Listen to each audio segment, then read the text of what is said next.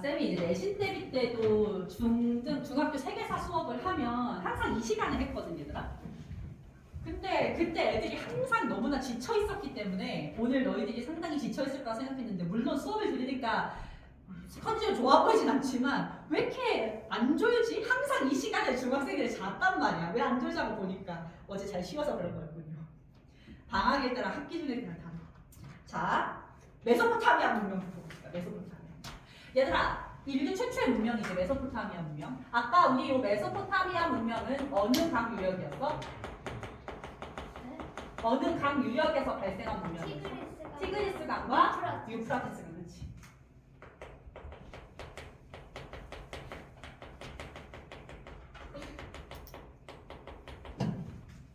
티그리스 강과 유프라테스라고 하는 큰 강을 두 개나 끼고 있기 때문에 이 지역은 굉장히 이제 축복받은 땅이다, 이렇게 얘기를 하는 거죠.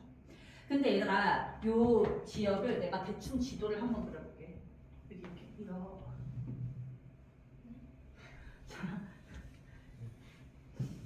여기 이렇게 있으면 요게 아프리카야. 요게 아프리카고, 요게 이제 우리가 얘기하는 사우디아라비아. 그럼 강이 이렇게 흐르는 게 나일강, 그리고 티그리스 유프라테스 이렇게 흘러요. 그럼 여기가 메소포타미아고 여기가 이집트 문명인 거지. 이렇게 딱 봤을 때 얘들아, 메소포타미아 문명 지역은 감이 안 올 거야. 이 지역은 얘들아 사막이래, 사막. 아시죠? 여기 다 사막이잖아, 그렇지? 네. 사막이라 하면 산도 딱히 없고, 그리고 뭐냐, 이렇게 우리 지역으로 못 오게 막을 수 있는 어떤 장애물이 없는 거잖아, 그렇지? 우리 이러한 메소포타미아 문명의 지형의 특징을 개방적 지형이라고 해요. 엄청 중요합니다. 개방적 지형 별표하세요.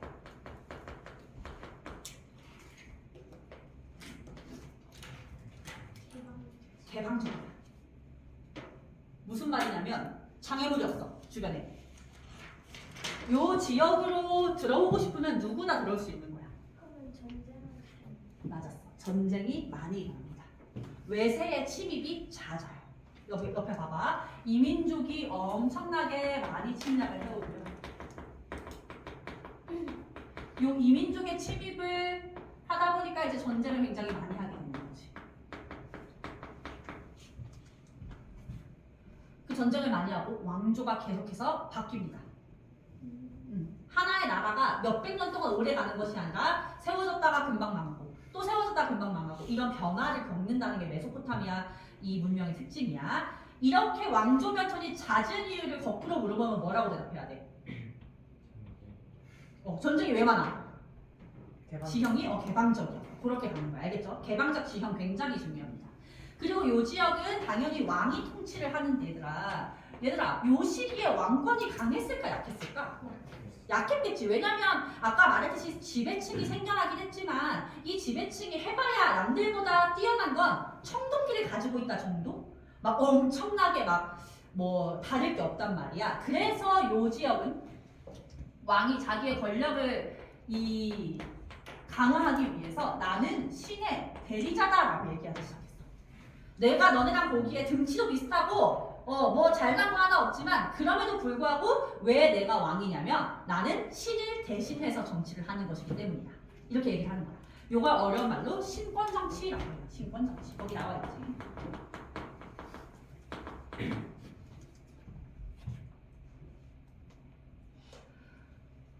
그리고 종교가 굉장히 중요한데요. 요때는 막 자연분이나 이런 걸 숭배했기 때문에 굉장히 많은 신을 믿는 다신교였고요. 이들의 세계관을 우리 뭐라고 얘기하냐면 별표할게 얘들아. 현세적 세계관.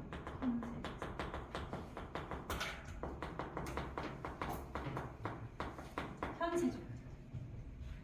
현세가 무슨 뜻이냐면 현재 세상을 줄인 말이에요. 현재 세상.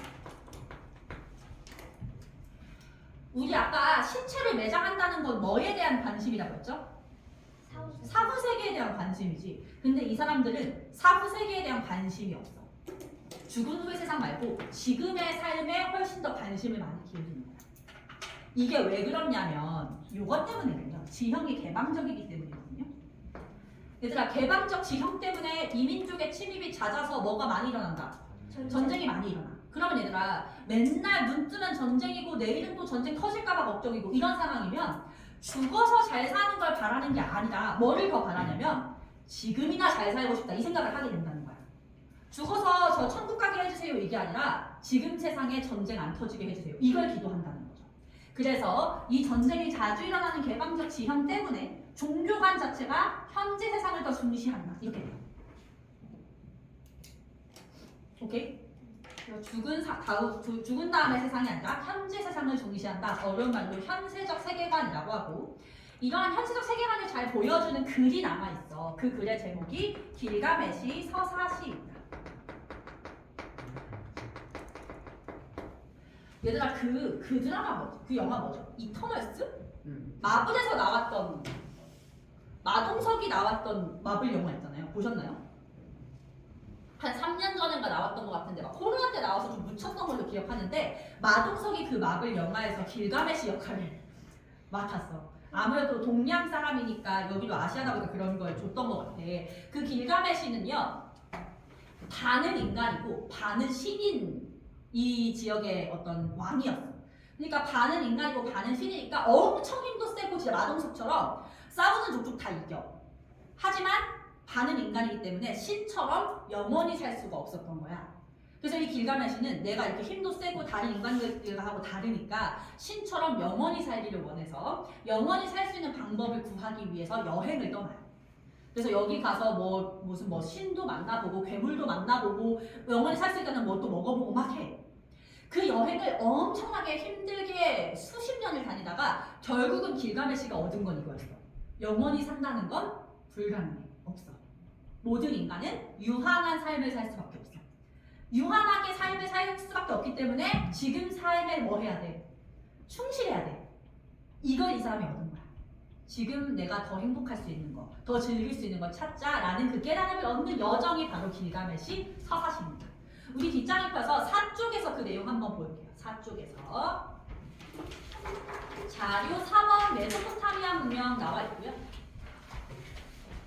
메소포타미아 문명 중에서 왼쪽에 길가메시 서사시 별표하시고 한번 읽어보세요. 이거를 레원이가 한번 읽어봅시다. 길가메시요. 길가메시는 당신은 생명을 찾지 못할 것입니다. 신들이 인간을 만들 때 인간에게 숨도 함께 뿌려주었습니다. 붙여주었습니다. 생명만 그들이 보살피도록 남겨두었지. 좋은 음식으로 배를 채우십시오. 낯으로 춤추며 즐기십시오. 당신은 영원히 살 수 없대. 생명을 찾지 못할 것이래. 왜냐면 신들이 인간을 만들 때 죽음도 같이 붙여줬기 때문에 너는 언젠간 죽을 수밖에 없다라고 얘기를 하는 거죠. 그래서 얘들아 핵심은 밑에서 세 번째 줄 밑줄 좋은 음식으로 배를 채우십시오. 밤낮으로 춤추며 즐기십시오. 너는 죽을 수밖에 없으니까 뭐 영원히 살고 이런 거 바라지 말고 지금 삶에 충실해라 라고 하는 교훈을 주는 거지. 얘들아 이런 걸 무슨 세계관이라고 한다고? 현세적 세계관. 오케이. 현세적 세계관이 나타난 배경은 개방적 지형으로 전쟁이 많아서 이렇게 되는 거야. 알겠지? 자 다시 앞으로 돌아가서 메소포타미아 문명 마저 볼게요. 신을 믿기 때문에 신에게 제사를 지내는 신전이 있어요. 얘들아 쌤이 아까 얘기했지. 요 지역은 지형이 어때? 다 사막이야. 사막. 개방적 지역이고 사막이야. 그래서 넘치는 게 뭐? 남아도는 게 흙이야. 그래서 흙으로 벽돌을 만들어서 쌓아 올린 신전이 되게 유명해요. 날개단 나와 있는 지브라트입니다. 지브라트 별표. 3쪽 날개단 지브라트. 준아 시윤이 3쪽으로 돌아봐야 돼. 3쪽에 날개단 지브라트. 신전이고요, 얘들아. 이러한 유적들은 사진으로 시험에 잘 나오기 때문에 사진을 잘 봐주셔야 됩니다. 흙으로 벽돌을 만들어 쌓아 올려가지고 계단을 올라가는 식으로 만든 거야. 오케이? 신전이고요. 저기 높은 곳에 올라가서 신에게 제사를 지내는 거죠. 그리고 얘들아, 이 문명들은 전부 다 통치를 쉽게 하기 위해서 뭐를 만든다고 했었어? 문자를 만들어, 문자. 얘네가 썼던 문자 굉장히 중요해요. 쐐기 문자. 체크합시다. 쐐기 문자. 쐐기 문자는 사진 나와 있죠. 사진. 인류 최초의 문자야. 갈대 끝을 뾰족하게 만들어서 그 뾰족하게 만든 갈대를 쐐기라고 한대요. 그 쐐기로 진흙판에 새긴 문자입니다. 얘들아, 이 쐐기 문자 지금 해독이 가능하게 불가능하게? 해독이 가능해요. 번역을 다 했어요. 능력자들이 많아. 이거 번역해봤어. 쐐기 문자 번역했더니 어떤 문구가 나왔는지 알아? 기원전 3500년경에 이 메소포타미아 지역에서 발견된 엄청난 유물에 이 어떤 내용이 있을까를 잔뜩 기대하면서 번역을 해봤어. 내용이 이거였어. 요즘 것들은 버르장머리 없다. 우리 때는 안 그랬는데 이런 내용이 적혀 있었대.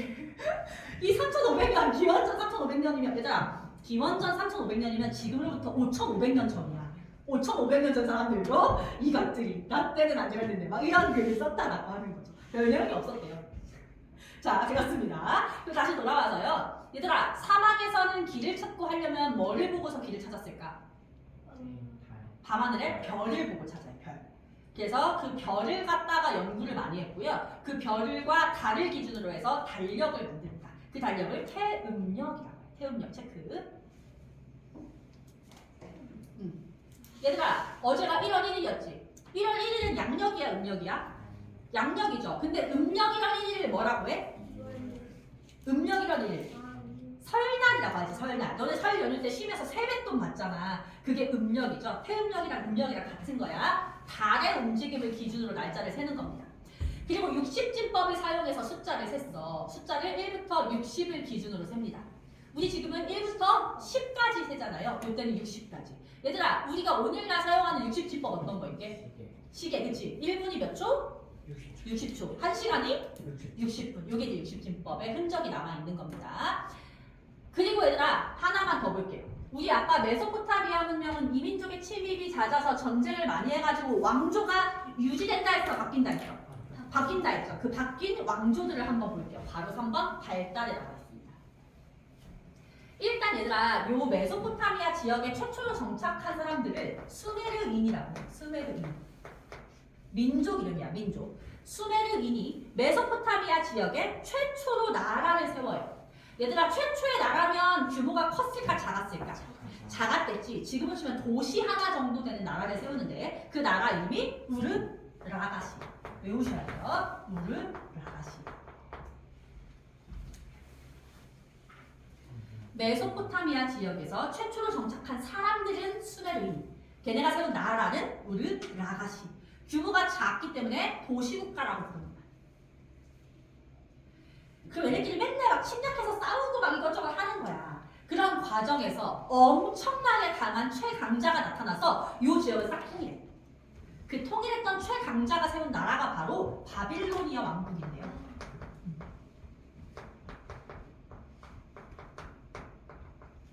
이 바빌로니아 왕국의 전성기는 바로 여러분들이 들어보셨을 함무라비 왕이었어요.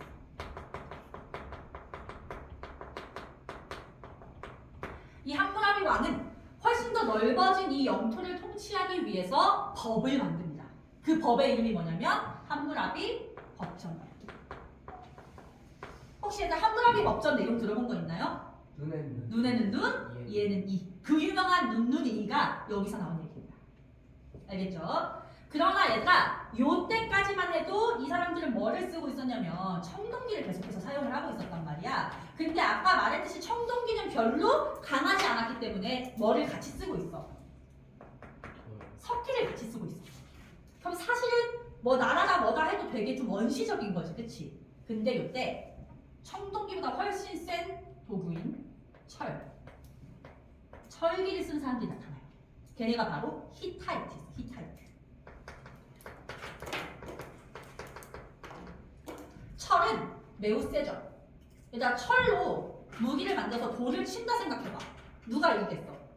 철이 이겨요. 무조건 철이 이겨. 그리고 철은 만들기도 쉽고 구하기도 쉬워.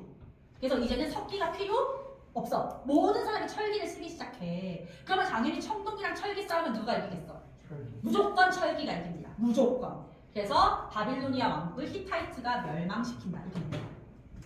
알겠죠? 다 이 지역에서 벌어지니까. 메소포타미아 지역에서. 응? 왜? 됐어? 여기까지 보시면 끝이에요. 메소포타미아.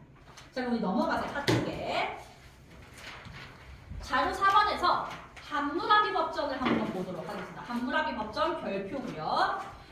서술형이 나오는 학교는 함무라비 법전 서술형 굉장히 잘 나옵니다. 잘 나와요. 자, 함무라비 법전 일단 거기 있는 사진은 그 법전이 새겨진 비석이고요. 종이가 없던 시절이어서 법을 비석에다가 새긴 거야. 오른쪽 196조 한번 볼게요. 남의 눈을 상하게 한 자는 그의 눈도 상하게 한다. 이게 우리가 흔히 얘기하는 눈에는 눈이죠. 얘들아, 오늘날 만약에 누가 다른 사람의 눈을 와서 찔러가지고 눈을 실명하게 했어. 그러면 그 사람은 무슨 처벌을 받을 것 같아? 뭐 징역을 살거나 벌금을 내거나 뭐 배상을 해주거나 이러겠지, 그치? 오늘날에 야 너도 얘 눈 실명시켜 이러진 않잖아, 그치? 이거 되게 독특한 처벌인 거야. 얘가 한 짓을 똑같이 그대로 돌려준다라고 하는 거죠. 이거 뭐라고 얘기하면 옆에다가 쓰세요. 복수주의라고 불러요. 복수주의.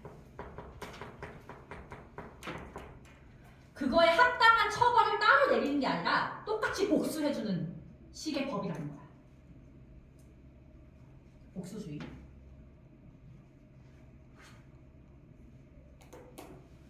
자, 그 다음 198조 볼게요. 198조. 귀족이 평민의 눈을 상하게 하거나 뼈를 부러뜨리면 은화 1미나를 신뢰해야 한다. 일단 은화 1미나동이라고 해볼래?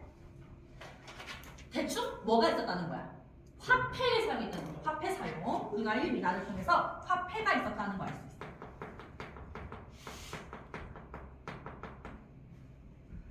근데 얘들 아까 분명히 A가 B라는 사람의 눈을 상하게 하면 어떻게 한다고 했었어?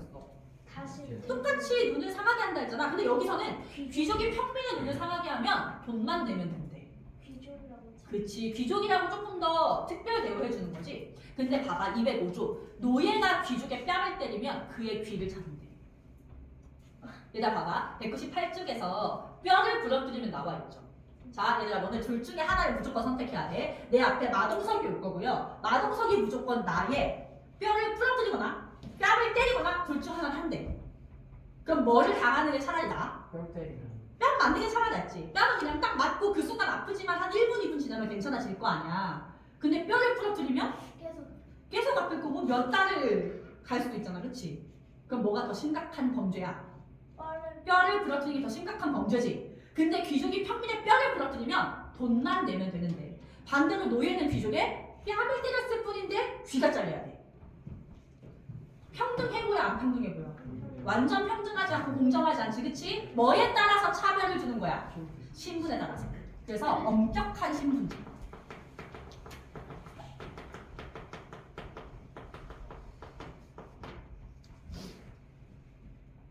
쌤이 맨날 이런 힘쓰는 일을 예시로 들게 되면 항상 마동석을 예시로 들어가지고 쌤이 만약에 유명한 강사가 된다면 마동석한테 고소를 당하지 않을까. 자, 마동석이 그런 일이었겠지. 자, 넘어가서 이집트 문명 보자 봅시다. 이집트 문명. 얘들아, 이집트 문명 지도에서 아까 위치 기억나시죠, 여기?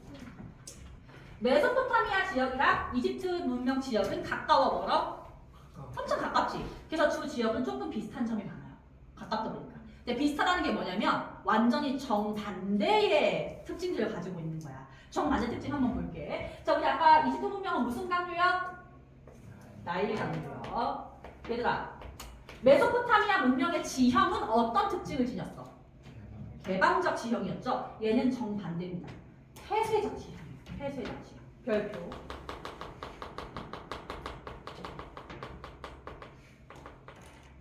닫혀있어.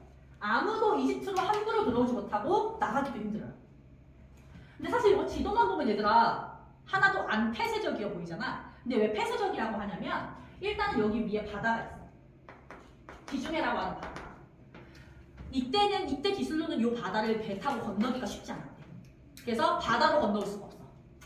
그리고 이집트의 남쪽에는 전 세계에서 가장 넓은 사막이 있습니다. 아십니까 혹시? 사하라 사막. 이 사하라 사막은 지금도 잘못 건너면 죽어요.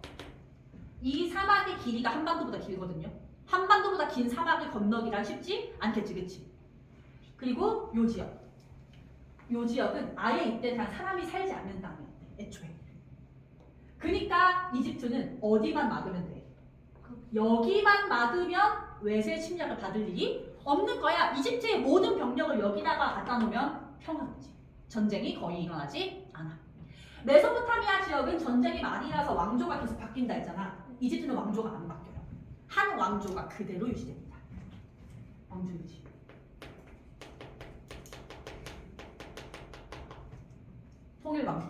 통일된 왕조가 쭉 유지된다. 마찬가지 이집트도 왕이 신의 대리자라고 얘기하는 신권 정치를 행했는데요. 신권 정치. 요거는 뭐 왕권을 강화시키기 위해서는 어쩔 수 없이 당연한 거였는데, 특히 얘들아 혹시 이집트의 왕의 세 글자를 뭐라고 부르는지 알아?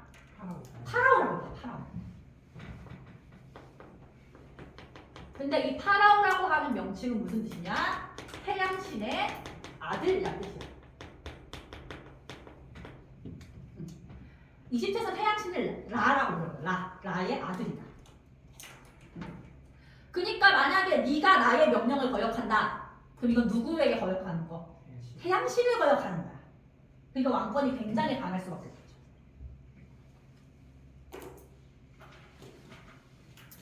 이집트도 다신교입니다. 태양신을 최고의 신이라고 생각하긴 했지만 신을 한 줄을 믿은 게 아니야. 굉장히 많은 신을 믿었어.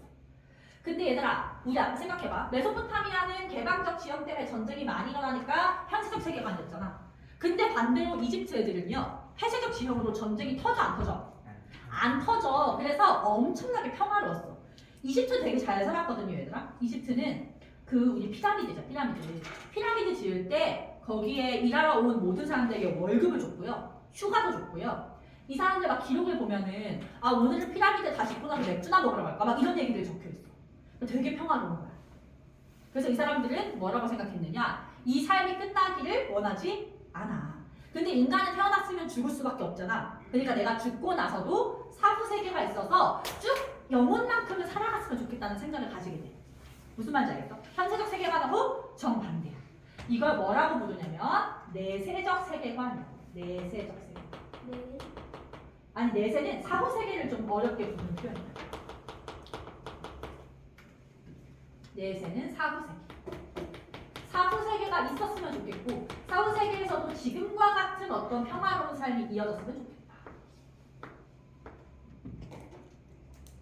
그러니까 얘들아 사람이 죽었을 때 영혼이 죽지 않는다고 믿어요. 영혼 불멸 사상이야. 영혼은 죽지 않아. 근데 얘들아 사람이 죽으면 시신이 어떻게 돼? 육신은? 언젠가 썩을 수밖에 없지. 그러면 이 육신이 썩어버리면 영혼이 돌아올 곳이 없으니까 육신을 썩지 않게 처리해. 그걸 뭐라고 해? 미라라고 하지. 미라를 그래서 만든 거야. 그리고 그 미라, 특히 왕의 미라는 훼손되지 않게 보존해야 되지. 왕의 미라를 보존하기 위해서 뭐를 만들어? 피라미드를 만들어. 그리고 이 피라미드 앞을 지킬 수 있는 상상 속의 괴물, 스핑크스를 만들어. 이게 이 세계관 때문에 만들어졌다는 거야. 영혼이 죽지 않는다고 믿기 때문에. 거기다가 하나 더. 사실 제일 중요한 건 이겁니다. 사자의 서라는 게 발견돼요. 사자에서. 날개단에 사진이 있어요. 사자에서. 이 그림 많이 본 적 있잖아요, 얘들아. 여기서 사자는 라이언이 아니고 죽은 사람. 데드 펄슨. 데드 펄슨. 죽은 사람이라는 뜻이야. 죽은 자. 얘들아 죽었을 때 모든 사람의 영혼이 불멸할 수 있는 건 아니고요. 살아생전에 착하게 산 사람만 영혼이 죽지 않고 살아갈 수가 있단 말이야. 그래서 이 이집트 사람들은 사람이 죽으면 죽음의 신 앞에 가서 심판을 받는다고 생각했어. 어떤 심판을 받느냐? 얘가 영혼이 살아있어도 될 놈인지 아닌지.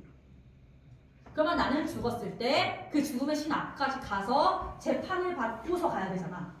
근데 얘들아 현실 세계에서도 내가 만약에 재판장에 간다 그러면 되게 떨리고 어떻게 될지 모를 거 아니야. 근데 죽어서도 그런 상황이면 되게 두렵겠지. 그래서 걱정하지 마. 내가 미리 안내서를 줄게 라면서 만든 게 사자에서야. 죽은 후에 어떻게 행동하면 되는지를 알려주는 안내서입니다. 팜플렛 같은 거. 알겠죠? 그래서 거기 보시면 그림이 잘 보일지 모르겠는데 거기 죽은 자가 나와 있죠. 죽은 자 앞에 맨 오른쪽 흰색 꽃갈모자 쓴 사람이 오시리스라고 하는 죽음의 신입니다.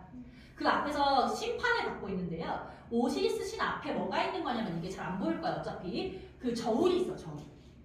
그래서 그 저울에다가 내 심장을 꺼내서 심장의 무게를 재는 거야.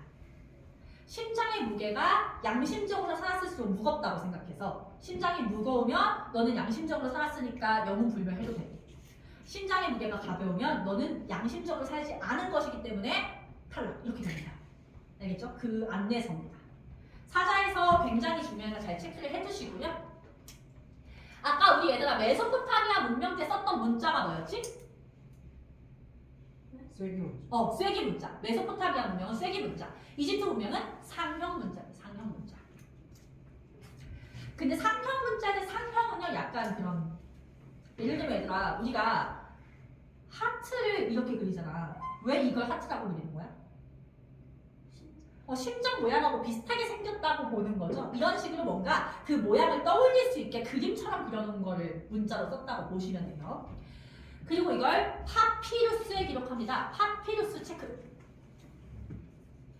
이집트에서 갈대를 말려서 만든 종입니다. 종이. 그래서 우리 이 파피루스에서 나온 말이 바로 페이퍼다. 인류 최초의 종이라고 봅니다. 얘들아 아까 메소포타미아 문명은 무슨 달력을 썼어? 태음력을 썼죠. 달을 보고서 만드는. 근데 이집트인들은 최고의 신을 뭐라고 생각해?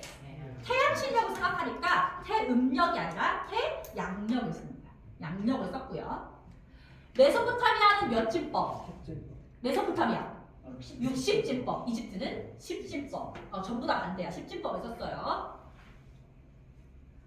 그리고 수학, 측량술, 토목 기술이 발달하는데 왜냐? 그러니까 피라미드 생각해봐. 피라미드 인류의 그 불가사리 중에 하나인 거 알죠? 어떻게 만들었는지 알 수가 없대. 그런 기술을 가지고 있으려면 당연히 이거는 뭐 사람들이 쓴다고 해서 되는 게 아니라 그만큼 측량술이나 토목 기술이 발달됐다는 걸 보여준다는 거야. 그 정도만 보시면 돼. 알겠지? 그 다음 얘들아 아래 페니키아랑 헤브라이 하나 볼게. 페니키아랑 헤브라이는 뭐냐면요. 봐봐. 우리 여기서 얘가 무슨 문명이었어? 메소포타미아. 여기가 이집트 문명이잖아. 근데 잘 봐봐. 쌤이 여기 빨간색으로 색칠한 지역 봐봐. 영원아 일어나 볼래? 몸 일으키시고. 자, 요 빨간색으로 되어 있는 지역을 보시면 얘는 메소포타미아라고 하기도 애매하고 지역 자체가 이집트라고 하기도 애매한 거야. 근데 여기에도 굉장히 중요한 나라가 있어요. 그래서 이 나라는 메소포타미아나 이집트에 속한다고 보기는 애매하지만 꼭 배워야 된다라고 해서 이렇게 꼬다리에 넣어놓는 거예요. 알겠죠? 이 빨간색 지역에 있었던 나라가 하나는 페니키아, 하나는 헤브라입니다. 메소포타미아도 아니고 이집트도 아니지만 중요해요. 일단 페니키아는 뭐가 중요하냐 하면 얘들아 여기서 바다로 나아갈 수가 있잖아요. 요때 페니키아쯤 되면은 바다로 나아갈 수 있는 어떤 배 만드는 기술 같은 게 발달을 해서 굉장히 활발한 해상 활동을 합니다. 해상 무역을. 해상 무역을 하면서 얘네가 어디로 가냐면 여기로 가요. 여기. 아까 여기 쌤이 사람이 살지 않는다고 했었잖아. 페니키아인들이 가면서 사람이 살기 시작해. 그래서 여기가 식민지가 돼요. 이집트 입장에서는 저기는 바다가 되니까 이쪽도 막아야 되고 이쪽도 맞아. 근데 그때쯤에 이집트가 너무 강한 나라가 돼서 아무나 침범할 수 없게 되기도 했었어. 전쟁도 그래서 나중에는 해요. 나중에. 근데 얘가 페니키아가 무역을 하잖아. 무역을 하면 예를 들면 무역하다가 싸움이 안 나려면 돈 계산을 정확하게 해야 되겠지. 돈 계산 정확하게 하려면 기록을 해놔야 되잖아. 기록을 하기 위해서 뭐를 썼겠어? 문자를 쓰는 거야. 근데 얘네가 썼던 문자를 뭐라고 하냐면 표음 문자라고 하는데 이 표음 문자가 엄청나게 중요합니다. 이 표음 문자가 나중에 그리스에 전해지고요. 이 그리스에 전해진 표음 문자가 유럽에 전파되면서 오늘날 알파벳이 돼요. 여러분들이 배우는 알파벳. 그래서 요 페니키아가 아니었으면 사실은 지금의 알파벳이 없는 거야. 그래서 페니키아가 굉장히 중요합니다. 알겠죠? 그 다음 헤브라이는요. 얘가 지금 전쟁하고 있는 팔레스타인이라는 지역 들어봤어? 전쟁을 하고 있잖아요. 그 팔레스타인 지역에서 세워진 나라인데요. 팔레스타인. 헤브라이는 어느 왕 때 전성기였냐면 솔로몬 왕 때 전성기였어. 얘가 솔로몬 왕 들어봤어?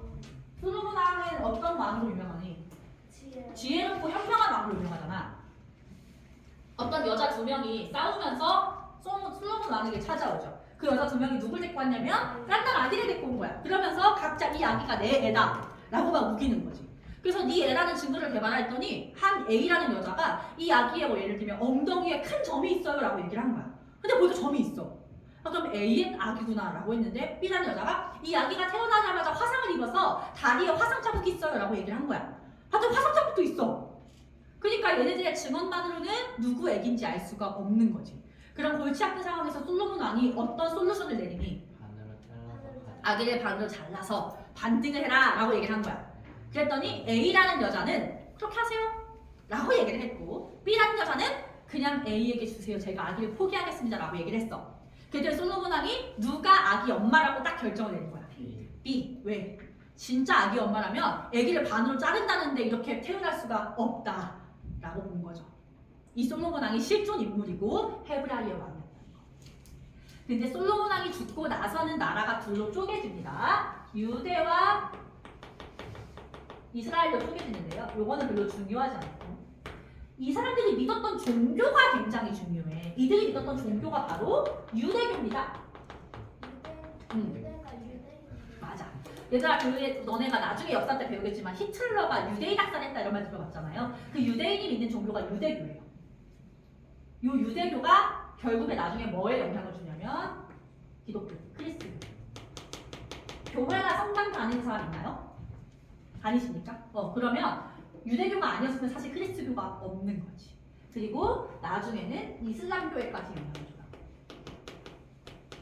오늘날 전 세계인이 가장 많이 믿는 종교가 뭐게? 사이비? 크리스교가 제일 많아요. 두 번째가 이슬람교. 요 두 종교가 유대교 아니 불교가 세 번째인가 네 번째. 그래서 유대교가 아니었으면 이 두 종교가 없는 거야. 그래서 헤브라이가 중요해. 알겠지? 근데 둘 다 어떤 문명에 끼지는 않고 그냥 곁다리로 봐주시면 돼요. 오케이? 자, 넘어가서 여러분들 인도 문명을 볼게요. 인도. 얘들아, 아까 인도 문명은 어떤 강이었지? 인더스. 인도라는 나라 이름 자체가 인더스에서 왔어요. 얘들아, 쌤이 아까 인도는 나라 땅이 어떻게 생겼다 했어? 역삼각형으로 생겼어. 일단 우리 역사에서 인도 되게 많이 배우거든요. 역삼각형 보이면 무조건 인도로 가시면 돼요. 인도가 이렇게 역삼각형으로 있을 때 양쪽 겨드랑이에 강이 하나씩 흘러요. 두 강 다 외우셔야 돼요. 두 강 중에서 왼쪽에 있는 강이 인더스 강입니다. 오른쪽에 있는 강은 겐지스 강입니다. 들어온다. 기아팔사가 이 겐지스 강물을 먹더지. 근데 겐지스 강물을 먹었더니 진짜 대상을 타는 겐지스 강이 그런 신성한 강이라고 여기는 강이에요. 근데 문명은 여기서 만들었어. 인더스가. 요 인더스강 유역에서 작은 도시 국가가 만들어집니다. 요 도시 국가의 이름은 외우셔야 돼요. 하라파, 모헨조다로. 하라파, 모헨조다로.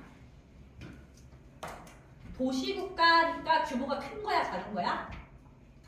규모가 작은 거야. 근데 이 하라파, 모헨조다로 같은 도시 국가는요, 거기 교재에서 한번 봐봐, 얘들아.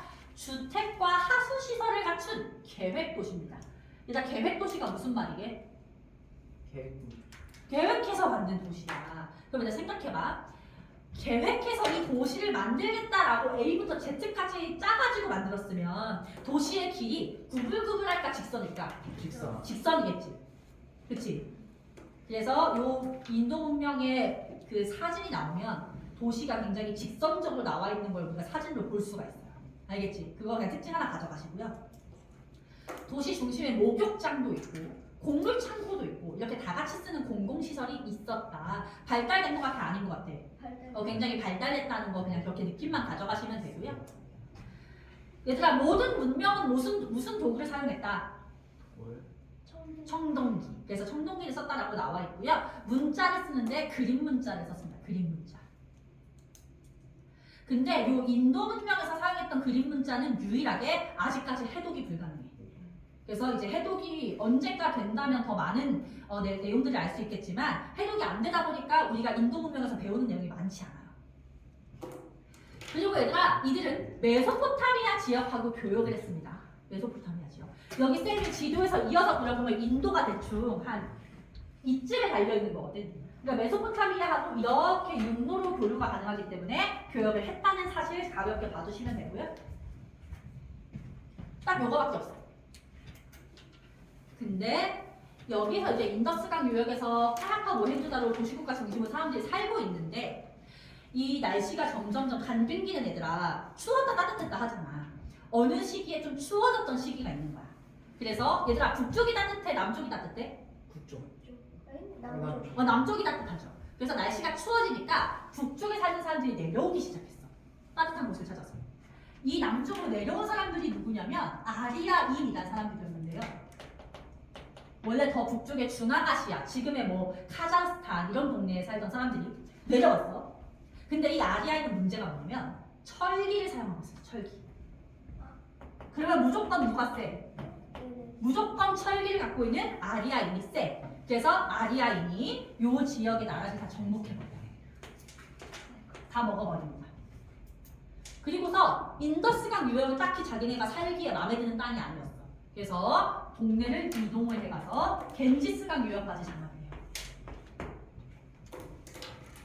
오케이? 이걸 아리아인의 이동이라고 해요. 아리아인의 이동. 아리아인의 이동 특징을 보시면 철제 도구를 사용한다라고 나와 있죠.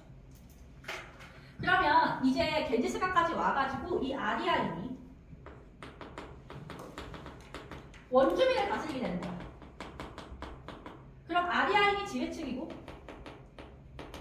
원주민이 피지배층이겠죠. 근데 얘들아 누구 숫자가 더 많겠어?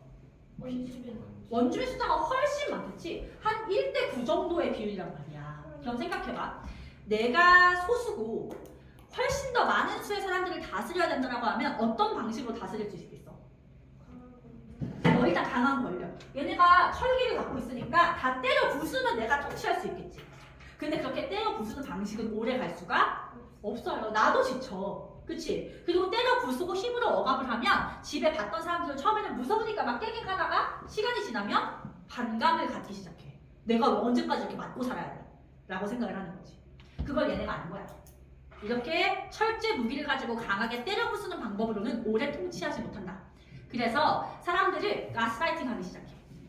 가스라이팅이 최고의 얘네가 지배 방식이야. 어떻게 가스라이팅 하느냐? 너네는 타고나기를 지배를 받게 타고났어. 그러니까 우리한테 틱소리를 하면 안 돼. 라고 시스템을 만들어버려. 당연한 것처럼. 신분제를 만드는 거야. 신분제. 너는 타고나길 낮은 신분, 난 타고나길 높은 신분. 이건 당연한 거야. 무슨 말인지 알겠어? 그렇게 만든 인도인들의 신분제가 바로 카스트제입니다. 카스트제 너무너무 중요해요. 카스트제. 별표 한 3개 정도. 학교 시험을 본다면 카스트제는 그냥 무조건 나오는 거야. 무조건.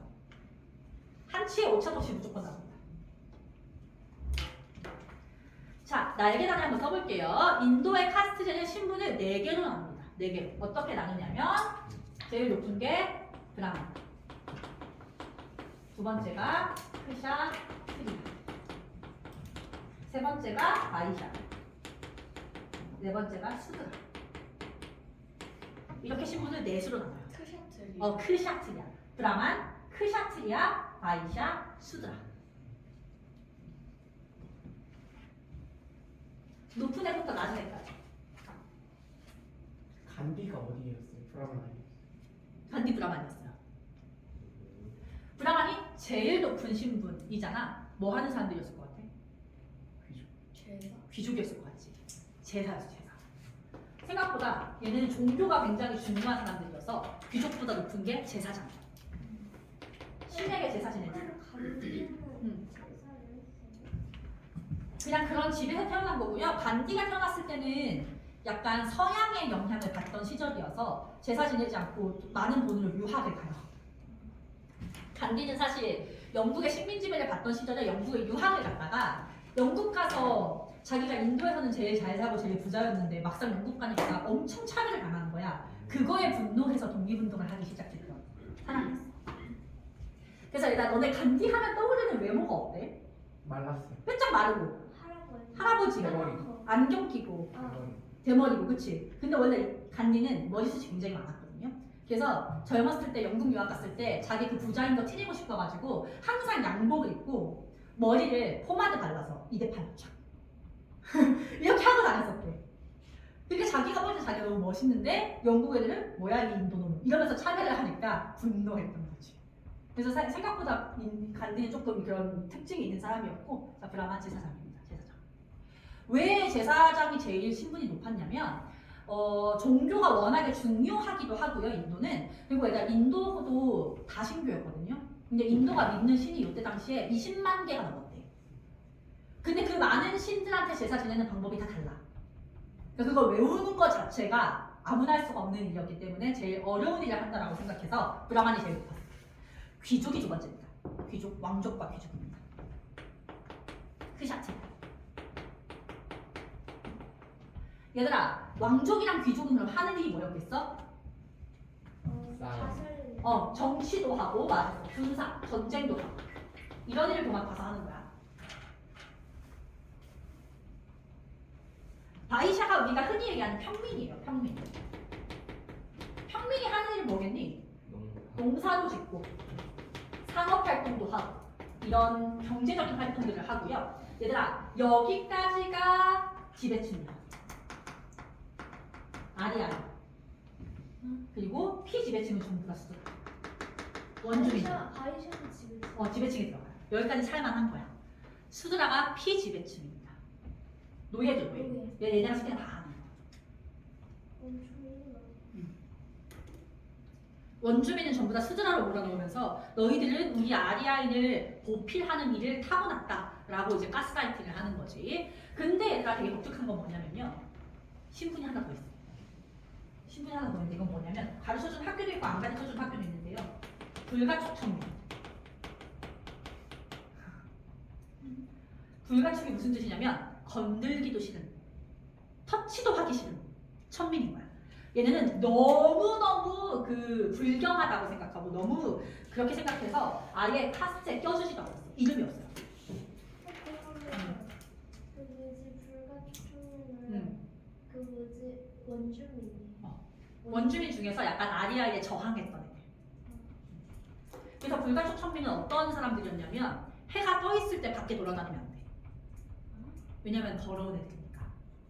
근데 내가 모시는 주인이 해가 떠 있을 때 심부름을 시킬 수가 있잖아. 그럼 어쩔 수 없이 나가야 되잖아. 어떻게 다녔냐면요. 자기 여기 옷 뒤에다가 빗자루를 걸어서 걸으면서 자기 그림자를 쓰면서 다녔대.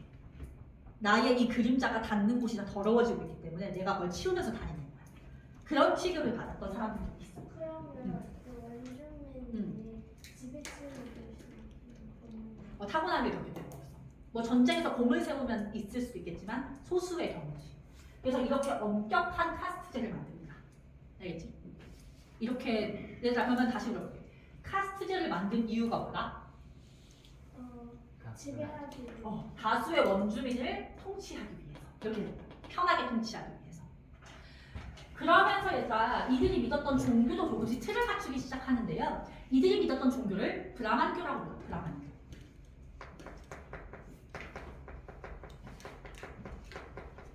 제사장이 브라만이니까 브라만교 외우기 어렵지 않겠지? 일단 브라만교는 신을 하나만 믿었을까 다양하게 믿었을까? 다양하게 그렇죠. 20만 개 다신교고요. 자연 현상, 뭐 물, 풀, 바람, 태양 이런 것들을 신으로 믿었어. 일단 모든 종교에는 경전이 있어요. 일단 경전이 뭔지 알아? 그런 신의 말씀이나 이런 거를 적어놓는 분이잖아. 얘들아 기독교의 경전을 뭐라고 하게? 성경. 불교의 경전을 불경이라고 해요. 브라만교의 경전을 베다라고 해요. 베다. 신에 대한 찬양을 적어놓은 글이야.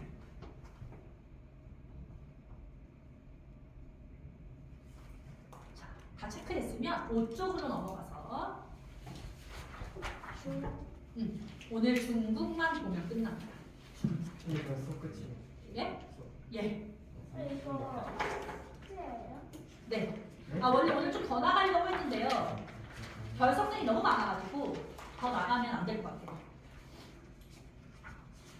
이거 다 숙제예요? 아니야. 숙제 이따가 알려줄까. 16분 자, 중국 문명 보세요. 중국 문명. 얘들아, 요 4개 문명 중에서 제일 늦게 등장을 했죠. 중국 문명 같은 경우에는 기원전 2500년경, 지금으로부터 4500년 전에 형성이 됐고요. 무슨 강유요? 허강유.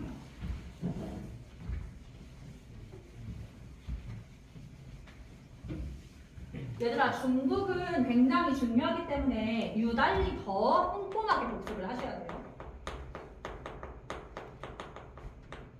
상어강. 자, 우리나라가 있고 중국이 이렇게 대충 있으면 강이 이렇게 흐릅니다. 이게 황허강. 약간 북쪽에, 지금의 뭐 베이징 있는 그 북쪽에 있는 지역에서 이 문명이 발생을 하는데요. 얘들아, 중국은 우리가 앞으로 중국사를 굉장히 많이 배울 텐데, 중국은 나라 이름이 무조건 한 글자.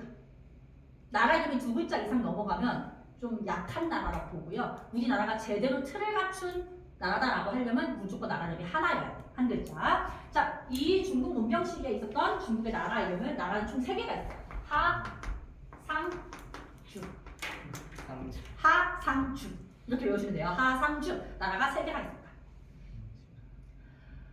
근데 그럼 중국에서 가장 오래된 나라는 어느 나라인 거야? 하나라는 거죠. 하. 근데 문제는 하나라는 실존했다는 증거를 아직 찾지 못했어. 그러니까 여러 가지 책이나 이런 걸 보면 옛날에 중국에 하나라가 있었는데 라는 글들은 많아.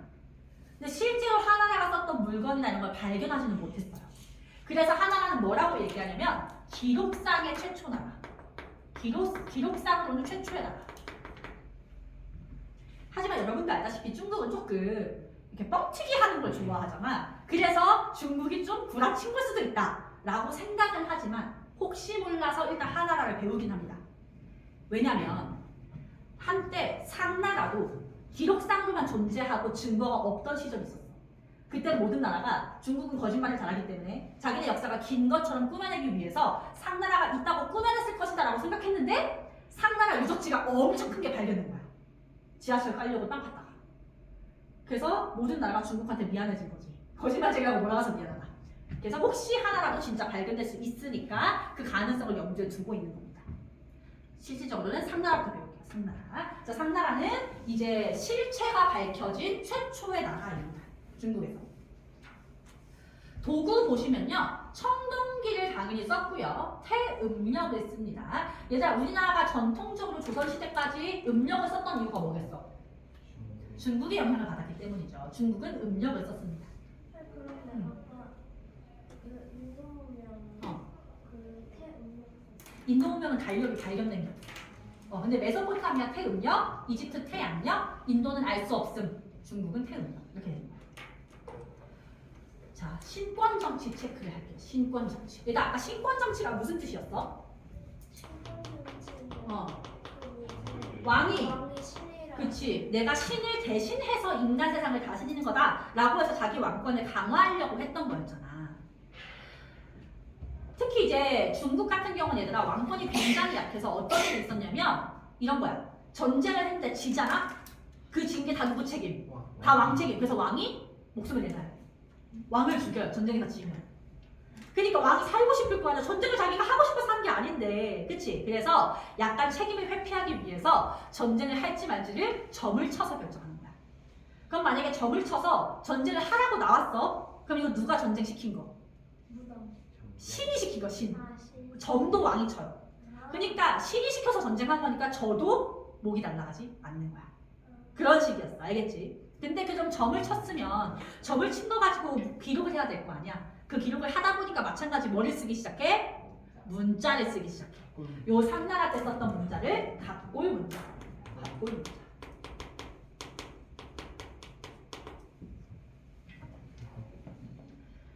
그 점을 어떻게 쳤냐면 그 거북이 등껍질이라든가 아니면은 동물의 뼈 이런 거를 불에 태워. 불에 태우면 이렇게 바삭바삭하게 균열이 일어날 거 아니야. 그 균열이 일어난 거를 약간 해독을 하는 거야. 근데 예를 들면 이런 거죠. 뭐 예를 들면 거북이 등껍질을 불을 태웠는데 균열이 약간 이런 식으로 일어났어. 이런 식으로. 이거 뭐 뭐라고 하는 거야? 이거 산인데? 적군이 산을 넘어서 들어온다는 거구나. 전쟁을 해야겠다. 이렇게 막 해석을 하는 거야. 자기 좋을 대로 해석을 하는 거지.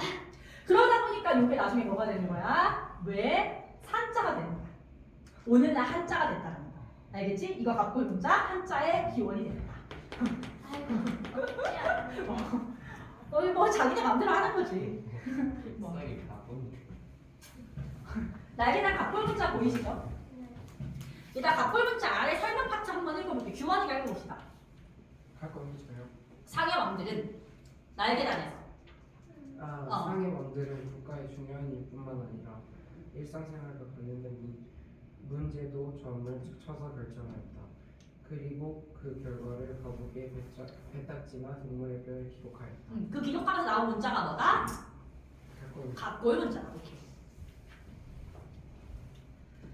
자, 일단 마지막 주나라만 보면 끝나는데 이 주나라에서 엄청 중요한 개념이 나올 거라서 집중을 좀 하셔야 돼요. 알겠죠? 이 주나라에서 배우는 개념이 여러분들이 앞으로 배우게 될 세계사, 특히 중학교 이제 예비 중2 학생들은 한 학기 내내 배우는 내용, 심지어 2학기까지 배우는 내용이 계속 나오는 개념이야. 그래서 한 번 딱 설명할 때 잘 들어야 돼. 알겠죠? 자, 일단 주나라는 상을 멸망시키고서 세워진 나라예요. 상을 멸망시켰어. 그러면 영토가 더 어떻게 됐어? 상나라보다 넓어지겠지, 그치? 근데 일단 중국은 땅이 가뜩이나 넓은데 아까 우리 솔민이가 얘기했던 것처럼 중국의 남쪽에 창장강이 흐르거든요. 영토가 창장강 유역까지 이렇게 넓어졌어. 황허강보다 창장강은 쌤이 대충 그린 것으로 보이지만 한반도보다 길어요. 요때 당시에 한반도만큼의 길이를 넘어가야 되는 땅을 다스리려고 하니까 쉽지가 않았겠지, 그치? 그래서 이 넓은 땅을 효율적으로 통치할 수 있는 방법을 고안해냅니다. 그게 바로 봉건제인데요. 봉건제 별표 3개. 봉건제라는 말이 너네 계속 나올 거야. 계속. 심지어 봉건제라는 말은 중국에서도 나오고 유럽에서도 나오고 일본에서도 나와요. 완벽하게 기억해야 돼. 알겠지? 봉건제. 일단 봉건제에다가 밑줄 쳐보자. 넓은 영토를 효율적으로 통치하기 위해서 실시했다. 넓은 영토를 효율적으로 통치하기 위해서. 자, 이게 주나라의 영토라고 합니다. 주나라의 영토고 주나라의 수도는 약간 이쪽에 있었어. 수도. 얘들아, 왕이 사는 곳을 수도라고 하지, 그치? 그러면 왕은 일단은 수도하고 수도 주변 지역은 자기가 완벽하게 통치를 할 수가 있을 것 같아. 근데 현실적으로 이 나머지 지역들은 자기가 하나하나 관리하기가 쉽지가 않겠지. 근데 이거를 내가 통치하겠다고 했다가 이때는 말 타고 멀리 나가기도 쉽지가 않은데, 그치? 혹시라도 예를 들면 이런 지역에서, 이런 변두리 지역에서 반란 세력이 힘을 키워가지고 왕을 치면 끝장이지. 그치? 그걸 막고 싶은 거야. 여기서 넓은 지역을 통치한다는 건 통치를 잘 하고 싶은 것도 있지만 이 구석진 지역에서 반란이 터지지 않게 감시도 해야 되는 거야. 그래서 왕이 스스로 이 모든 지역을 통치할 수가 없기 때문에 현실적으로 사람을 대신 보내요. 네가 대신 다스려라. 그래서 왕이 믿을 수 있는 사람을 제후로 임명을 해서, 제후라고 불러. 제후로 임명을 해서 이 땅들을 주는 거야. 근데 이때다 왕권이 강했을까 약했을까? 약했기 때문에 이 제후가 완벽하게 나를 배신하지 않으리란 보장도 할 수가 없어. 예를 들면 제후한테 네가 여기 다스려라 했는데 얘가 거꾸로 여기를 해서 세력을 키워가지고 왕을 칠 수도 있잖아, 그렇지?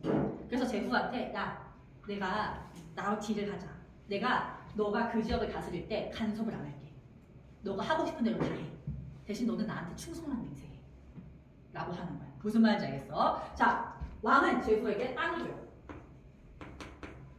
그리고 이 땅 안에서 제후는 왕과 다름없는 권력을 가져. 요 안에서는.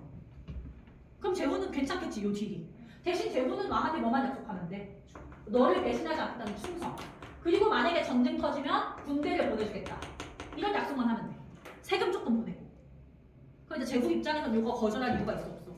없지. 내가 땅을 하나 받아서 여기서 왕과 다름없는 권력을 누리면서 왕한테는 배신만 안 하면 되는 거잖아, 그렇지?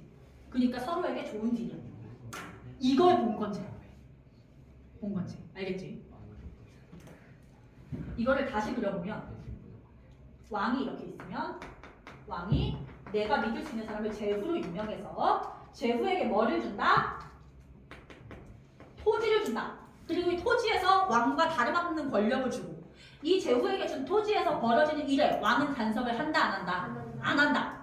그 대신 제후는 왕에게 뭐를 바쳐? 충성을 바치고 전쟁 터지면 군대를 보내야 되고 세금. 세금을 보내야 되고 이런 딜을 하게 돼요. 요거 자체를 봉건제라고 합니다. 아까 얘기했듯이 얘들아 유럽이나 일본 역사에서도 봉건제가 나와요.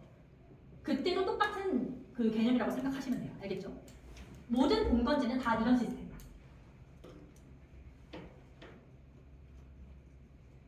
근데 얘들아 어떤 제후는 이런 생각을 하지 않겠어? 내가 이 땅에서 왕과 다름없다? 저 왕만 죽이면 내가 왕 될 수 있을 것 같은데 라는 생각하겠지, 그치? 그래서 이 제후는 반드시 나를 절대 배신하지 않을 사람으로 임명을 해야 돼. 얘들 살면서 나를 절대 배신하지 않는 사람 누가 있을까? 가족이야, 가족. 또는 친척. 혈연관계.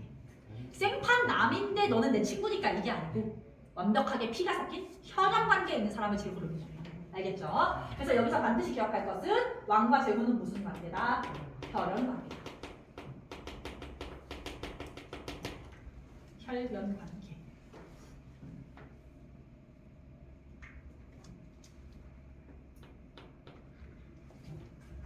근데 얘들아 이런 시스템이 오래 갈 수 있을까? 오래 갈 수 없어. 예를 들면 봐봐. 왕이 내 제후를 예를 들면 나랑 사촌인 사람을 갖다가 임명을 했어. 근데 왕이 죽을 거 아니야 언젠가. 그럼 왕이 죽으면 누가 그 다음 왕이 돼? 왕의 아들이 왕이 되겠지. 그리고 제후도 죽으면 제후의 아들이 여기 제후가 돼요. 그럼 얘랑 얘는 몇 촌이래? 너네 엄마 아빠랑 너네랑 몇 촌인지 알아? 2촌. 1촌이야. 8촌. 엄마 아빠랑 너네 1촌이야. 그러면은 1촌씩 더하면 4촌에다가 1촌 1촌 더하면 6촌. 또 아들 되면 몇 촌? 8촌. 8촌. 너네 8촌, 너네들의 8촌 누군지 알아? 모르지. 길 가다가 너희들의 8촌을 만나면 인사할 수 있을까? 안녕하세요, 저 8촌이에요. 못하지? 남보다도 못한 게 사실 8촌이잖아. 이때는 그래도 옛날이니까 8촌까지는 좀 친밀했대. 근데 시간이 지나서 10촌, 12촌, 14촌, 16촌, 18촌. 사실상 이 혈연관계로 맺어진 건 시간이 흐를수록 어떻게 될 수밖에 없어? 느슨해질 수밖에 없어. 그럼 언젠가는 뭔 일이 터지겠어? 왕을 배신하는 일이 터지겠지. 그 터지는 것부터가 다음 주에 배울 내용입니다. 알겠죠? 그럼 일단 다시 한번 봉건제는 왕권이 강할 때는 이런 봉건제를 하겠어 안 하겠어? 아니요. 왕권이 강하면 왕이 다 하면 돼. 근데 왕권이 약하니까 친척들의 힘을 빌려서 통치를 하는 거야. 그래서 얘들아 봉건제라는 말이 나오면 무조건 왕권이 약하다고 생각하시면 돼요. 왕권이 강하면 봉건제 절대 안 해. 알겠지? 이것도 마찬가지로 유럽 역사는 일본 역사는. 얘들아 왕권이 약하다는 말을 더 어려운 말로 뭐라고 하는지 알아? 지방 분권적이다. 자, 봉건제 하면 반드시 기억하실 거 지방 분권적입니다. 지방 분권이 무슨 뜻이야? 분권, 권력이 분산된다는 거야. 지방으로 권력이 분산된다. 언제 어느 때든 역사를 공부하는데 봉건제라는 단어가 보이면 왕권이 어떻다? 왕권이 약하고 지방 분권적이다 이렇게 가시면 돼요. 그럼 여기다 지방 분권의 반대말 뭔지 알아? 왕권 강한 거? 수도. 비슷해. 수도를 중앙이라고 해요. 수도 좋아하는 거? 중앙으로 권력이 집중된다. 중앙 집권적. 왕권이 강하면 중앙 집권적. 수도로 권력이 집중된다. 왕권이 약하면 지방 분권적. 이 단어들은 역사 공부하면서 계속 나올 단어들이어서 반드시 알아두셔야 돼요. 네.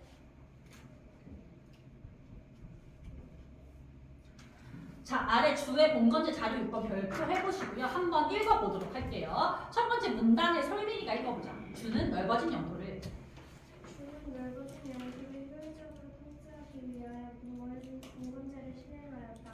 제후들은 왕으로부터 통치와 권세를 받았고 자신이 지급받은 통치에서 사실상 왕과 같은 권력을 누렸다. 그 대신 제후는 주 왕실의 세금이나 특성물을 바쳤고 정쟁이 일어나면 군사를 보내주었다. 오케이, 여기까지. 두 번째 줄 밑줄. 제후들은 왕으로부터 토지와 관직을 받았고 자신이 지급받은 토지에서 사실상 왕과 같은 권력을 누렸다. 왕은 간섭할 수 없다는 게 봉건제의 핵심이야. 두 번째 문단을 태인이가 읽어보자. 그러나부터. 그러나 시간이 지남에 따라 주 왕실과 제후 간의 혈연 관계가 느슨해지고 왕실의 권위가 약해지면서 제후들은 점차 독자적인 세력으로 성장합니다. 오케이, 여기 전체 밑줄. 시간이 지남에 따라 주 왕실과 제후 간의 혈연 관계가 느슨해지고 왕실의 권위가 약해지면서 제후들은 점차 독자적인 세력으로 성장하였다. 그러다가 얘들아 막판에 무슨 일이 있었냐면요. 이건 조금 어이없고 조금 재밌는 얘기라서 그냥 썰 풀듯이 풀어줄게요. 주나라가 굉장히 세력이 많이 약해졌을 때 근데 이거 다음 시간에 또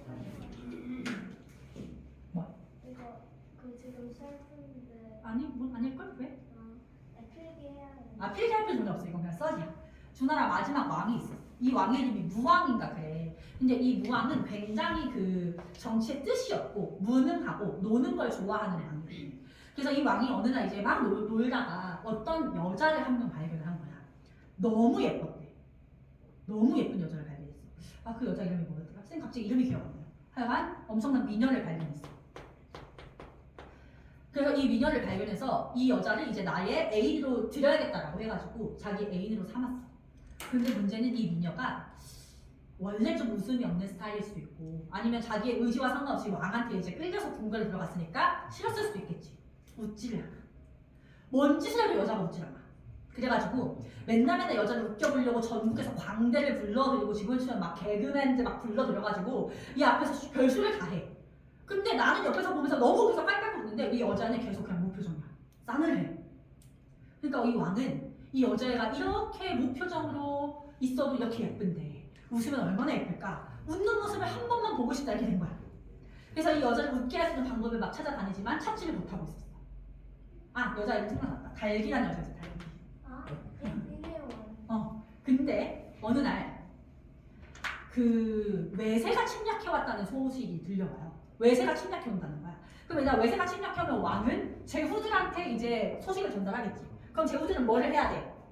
군대를 보내줘야 되잖아. 그래서 막 군대를 보내온 거야. 제후들이 막 군대 이끌고 전화! 이러면서 왔는데 외세가 침략한 게 사실 아니었어. 잘못 전달된 소식이었던 거야. 그래서 왕이 약간 민망해가지고 제후들아 먼 길 오느라 고생했고 그냥 가 이렇게 하는 거야. 그래서 제후들이 막 뭐야 이러면서 돌아가는데 그 모습을 보고 얘가 깔깔깔깔 웃는 거야. 너무 웃기다. 근데 그 웃는 모습이 너무 예쁜 거지 얘들아. 가만히 있어도 예쁘면 얼마나 예뻤겠어. 그래서 왕이 딱 안 거야. 이 여자의 웃는 모습을 보려면 뭐 하면 된다? 제후들한테 거짓말로 군대를 보내라고 하면 된다. 그래서 왕이 틈만 나면 계속해서 봉합불에 불을 붙여가지고 전쟁 터졌다고 해. 그럼 제후들은 군대를 막 보내와. 그럼 오면은 달기 옆에서 깔깔깔깔 웃기고 왕은 돌아가 이러고 있는 거야. 이게 여러 번 반복이 돼.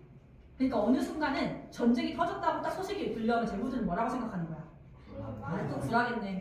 약속한 게 있으니까 가자. 이러면서 가는 거야. 이게 여러 번 반복되니까 제후들이 기분 나쁠 거네 얘들아 당연히. 그러지 않겠어 얘들아? 너네 가끔씩 그런 장난 안 치니? 쌤 막 애들이 와서 야 쌤이 너 교무실로 오래 이랬는데 쌤이 너 부른 적 없는데? 막 이런 장난을 치면 그 친구한테 짜증 날 거야 얘들아. 그런 일이 반복이 되다가 어느 순간 진짜 외세가 침략해 왔어. 그것도 엄청 강력한. 양치기 소리. 근데 걔네가 침략했을 때 왕이 엄청 다급하게 제후들을 불렀는데 그때 제후들이 어떻게 하게? 또 뻥이겠지. 야 솔직히 우리 이번에 우리가 다 같이 안 가야 이 왕이 이 짓을 그만둔다라면서 군대를 아무도 안 보냈어. 주나라가 그렇게 망해요. 그렇게 망해. 거기 보시면 주나라 쇠퇴 파트너다. 쇠퇴. 제후 세력이 성장하고 유목민족이 침략을 해와. 근데 유목민족 침략 때 제후들이 구해주러 군대를 보내 안 보내? 안 보내. 그래서 결국은 수도를 빼앗기게 되고요.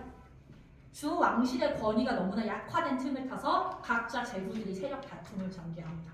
그 전개한 내용부터가 다음 주에 나올 내용입니다. 됐어? 얘들아 이거 뒤에 프린트를 보시면 쌤이 오늘 만약에 절반 이상이 출석을 하면 진도를 더 빨리 많이 나가려고 소단을 2개를 프린트를 해온 거야. 근데 3분의 1 정도가 온 거거든요 오늘. 그래서 진도를 다 많이 안 뺐기 때문에 숙제가 사실 많지 않아요. 어떻게 푸냐면 6쪽을 펴볼래 얘들아? 6쪽에 개념 체크, 실전 체크가 있죠. 그리고 11쪽을 펴보시면 주관식이 있습니다. 거기까지 그냥 푸시면 돼요. 별로 없는데. 별로 없어요. 이거 교재로 그러면 일단은 숙제 했으니까 가지고는 와요. 근데 교재는 다음 주에 줄 거예요. 얘들아 우리 이쪽에서 근데 그 1번, 2번은 안 풉니다. 실전 체크 1번, 2번은 안 풀어요. 그래서 X 하시면 되고요. 1번, 1번. 개념 체크도 1번, 2번은 안 풀어요. 그리고 우리 개념 체크 3번부터 6번은 오늘 풀고 갑시다. 지금 한번 풀어보시죠. 사실 제 정리하는 아이 뭐야?